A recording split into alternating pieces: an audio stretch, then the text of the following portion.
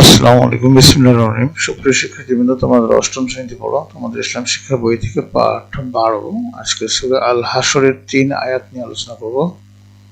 সূরা হাশর পবিত্র কোরআনের 59তম সূরা। সূরা হাশরের শেষ 3 আয়াত অর্থাৎ 22, 23 ও 24তম আয়াত নিম্নে অর্থ সহ উল্লেখ করা হয়েছে।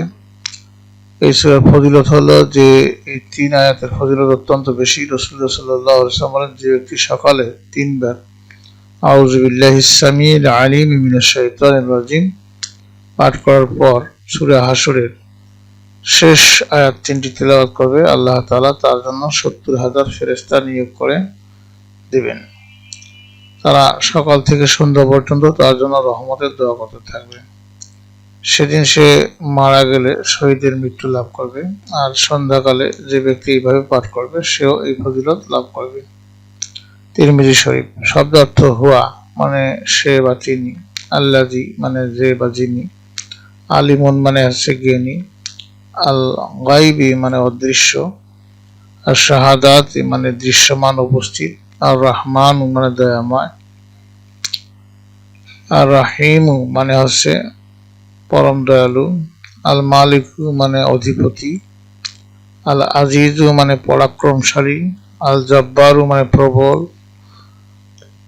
আল মুতাকাব্বিরু মানে অতি মহিমান্বিত, সুবহানা মানে হলো পবিত্র ও মহান, ইউশরিকুন তারা শিরক করে, অংশীদার স্থাপন করে, আল খালেকু মানে হলো সৃষ্টিকর্তা স্রষ্টা, আল বায়ু উদ্ভাবনকারী, আল মুসাউইরু মানে রূপদানকার বা রূপদাতা, আল কুদ্দুসু মানে পবিত্র, আসসালামু মানে শান্তি, আল মুমিনু মানে নিরাপত্তা দানকারী, আল মুহাইমিনু মানে রক্ষক বা রণাবেক্ষণকারী বলছে এখানে, আল আসমাউ মানে নাম সমূহ, আল হুসনা মানে সুন্দর, ইউসাব্বিহু মানে সে তাসবিহ করে মহিমায় ঘোষণা করে, আল হাকিমু মানে প্রজ্ঞাবান। তো আমরা এই সূরার অনুবাদ শিখব। বিসমিল্লাহির রহমানির রহিম। দয়াময় পরম দয়ালু আল্লাহর নামে শুরু। তো আউযু বিল্লাহিস সামিউল আলিম মিনাশ শাইতানির রাজিম, আউযু বিল্লাহিস সামিউল আলিম মিনাশ শাইতানির রাজিম, আউযু বিল্লাহিস সামিউল আলিম মিনাশ শাইতানির রাজিম। এটা 3 বার পড়ার পরে হুয়াল্লাহুল্লাযী লা ইলাহা ইল্লা হু আলিমুল গায়বি ওয়াশ শাহাদাতি ওয়ার রহমানুর রহিম, অর্থাৎ তিনি আল্লাহ, তিনি ব্যতীত আর কোনো ইলাহ নেই, তিনি দৃশ্য অদৃশ্যের পরিজ্ঞাতা, তিনি দয়াময় পরম দয়ালু। হুয়াল্লাহুল্লাযী লা ইলাহা ইল্লা হু আল মালিকুল কুদ্দুসুস সালামুল মুমিনুল মুহাইমিনুল, অর্থাৎ তিনি আল্লাহ, তিনি ব্যতীত কোনো ইলাহ নেই, তিনি অধিপতি, তিনি পবিত্র, তিনি শান্তি, তিনি নিরাপত্তা দানকারী, তিনি রক্ষক।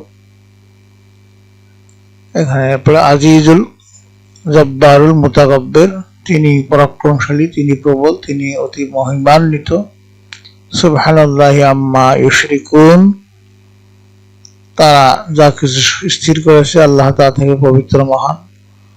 হুয়াল্লাহুল খালিকুল বারিউল মুসাউবিরু লাহুল আসমাউল হুসনা, অর্থাৎ তিনি আল্লাহ সৃষ্টিকর্তা, উদ্ভাবনকর্তা, রূপদাতা, তার জন্য রয়েছে উত্তম নামসমূহ। ইউসাব্বিহু লাহু মা ফিস সামাওয়াতি ওয়াল আরদ ওয়া হুয়াল আজিজুল হাকিম, এবং আকাশমণ্ডলী পৃথিবীতে যা কিছু আছে সমস্তই তার পবিত্রতা মহিমা ঘোষণা করেন, তিনি পরাক্রমশালী প্রজ্ঞাময়। ব্যাখ্যা হলো, এই আয়াতসমূহ আল্লাহ তাআলার গুণবাচক নামে পরিপূর্ণ।